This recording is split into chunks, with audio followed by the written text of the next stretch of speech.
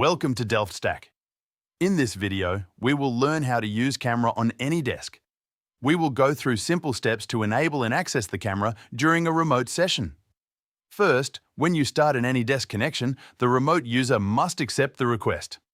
Make sure they grant permissions for mouse, keyboard, and media devices so camera access is allowed.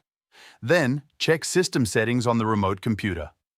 If it is Windows, go to Settings, then Privacy and Security, then Camera.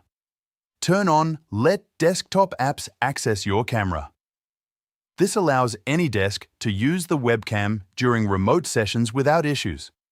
Finally, test the camera by opening a video or camera app through the remote screen. Once everything is enabled, the camera will work smoothly in AnyDesk. Make sure both devices have stable internet for best performance. If camera access is blocked, reconnect the session and allow permissions again. You can also restart AnyDesk if changes do not apply immediately. That is how you enable and use camera on AnyDesk step by step. Always ensure remote user explicitly allows camera sharing prompt to avoid black screen or permission errors during AnyDesk video session. Keep settings updated. Thanks for watching.